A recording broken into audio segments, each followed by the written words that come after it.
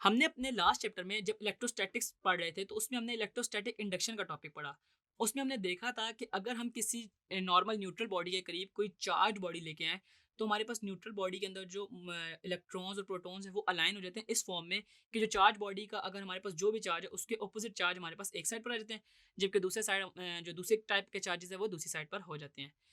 अब इसके अलावा जब हम इस टॉपिक में आए यानी कि जब हमने ये चैप्टर स्टार्ट किया तो उसमें हमने देखा कि हमारे पास मैग्नेटिक फील्ड का और करंट का आपस में डायरेक्ट रिलेशन है। यानी कि अगर हम करंट को इंक्रीज करेंगे तो उसके अक्रॉस जो जनरेट होने वाली मैग्नेटिक फील्ड है वो भी बढ़ जाएगी। अब इसी की बिल्कुल रिवर्स प्रोसेस भी है कि अगर किसी एक जगह पर मैग्नेटिक फील्ड हो तो उस जगह पे हम कॉइल को मूव करवाएं तो उस कॉइल के अंदर कोई ना कोई इंड्यूस्ड करंट जनरेट हो जाएगा। तो अब जो हम टॉपिक स्टार्ट करने लगे हैं उसमें हम यही पढ़ रहे होंगे और इस टॉपिक को हम कहेंगे इलेक्ट्रोमैग्नेटिक इंडक्शन। यानी कि आप देख सकते हैं कि अगर हम किसी कॉइल के नजदीक किसी मैग्नेट को मूव करवाएं, आपको ये बात पता है ना कि मैग्नेट से हमारे पास मैग्नेटिक फील्ड निकल रही होती है और उन मैग्नेटिक फील्ड की डायरेक्शन हमेशा नॉर्थ पोल से साउथ पोल की तरफ होती है। नॉर्थ पोल से हमारे पास जो मैग्नेटिक फील्ड निकल रही है उसको अगर हम किसी कॉइल के नजदीक लेके जाएं तो उस कॉइल में करंट इंड्यूस्ड हो जाएगा। और इसको आगे हम डिटेल में अगर देखें तो आपको ये पता है कि the strength of magnetic field is defined as the number of magnetic lines of force passing through any surface.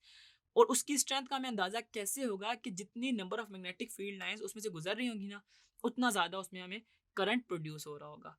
The number of lines of forces is maximum when the surface is held perpendicular to the magnetic lines of forces। यानी कि जो ही वो उसके perpendicular होंगे ना magnetic line of forces के, तो उससे होगा क्या कि हमारे पास ज्यादा से ज्यादा मैग्नेटिक लाइन ऑफ फोर्सेस जो है उसमें पास कर रही होंगी।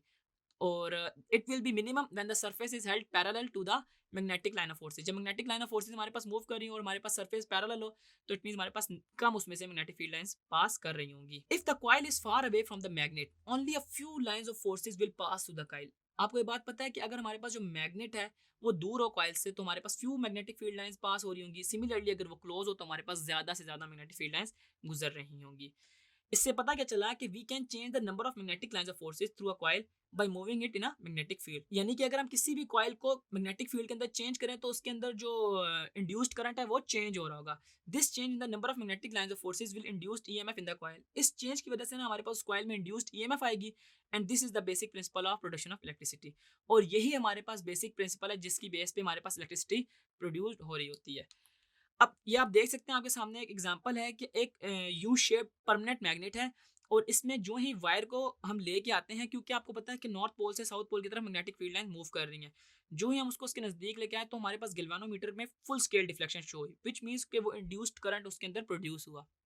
और जो ही हमने उसमें से निकाल लिया अब मैग्नेटिक फील्ड लाइंस का उससे कोई ताल्लुक नहीं, तो हमारे पास गैल्वेनोमीटर पे जीरो डिफ्लेक्शन शो होगी। और इसी बेसिस पे हम इलेक्ट्रोमैग्नेटिक इंडक्शन को डिफाइन करते हैं कि the process of generating an induced current in a circuit by changing the number of magnetic lines of forces passing through it is called electromagnetic induction.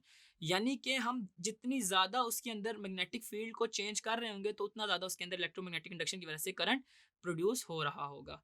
ठीक है। अब वो जो करंट जो है ना मैं जिसकी बात करूँ वो इंड्यूस्ड ईएमएफ या यानी कि इंड्यूस्ड करंट भी उसको कह सकते हैं, और वो किन किन चीज़ों पे डिपेंड कर रहे हैं इसको देख लेते हैं कि the speed of relative motion of a coil and a magnet. यानी कि आपको ये बात पता है कि अगर हमारे पास हम या तो कॉइल को मूव करवा रहे होंगे या तो मैग्नेट को मूव करवा रहे होंगे, इनकी चेंजिंग की वजह से जो है ना फ्लक्स प्रोड्यूस होगा। फ्लक्स से मुराद है मेरे पास flow of magnetic field lines का चेंज होगा। ठीक है। अगर उनकी स्पीड ज़्यादा होगी ना तो हमारे पास ज़्यादा ईएमएफ जनरेट हो रही होगी। उसके बाद हमारे पास सेकंड पॉइंट है the number of turns of the coil. हमारे पास अगर number of turns of the coil को हम इंक्रीज कर दें, वो जो आर्मेचर हमने पढ़ा है जिसके अंदर हमने उसको रखा है मैग्नेटिक फील्ड के अंदर, उसको इंक्रीज कर दें तब हमारे पास इंड्यूस्ड ईएमएफ क्या हो जाएगी, बढ़ जाएगी। और थर्ड पॉइंट है कि हमारे पास amount of current passing through the coil, यानी कि उस कॉइल में से हम कितना करंट पास करवा रहे हैं ना उससे भी ठीक है हमारे पास जो इंड्यूस्ड ईएमएफ में है वो चेंज होगा। तो ये हमने इस टॉपिक में देखा कि हम ज़रूरी नहीं है कि करंट को बैटरी के थ्रू ही प्रोड्यूस कर रहे हैं, हम बाय यूजिंग इलेक्ट्रोमैग्नेटिक इंडक्शन भी करंट को जनरेट करवा सकते हैं, उसको हम इंड्यूस्ड करंट या इंड्यूस्ड ईएमएफ बोल रहे होते हैं। तो अभी तक के लिए इस टॉपिक में इतना ही। सी यू इन द नेक्स्ट।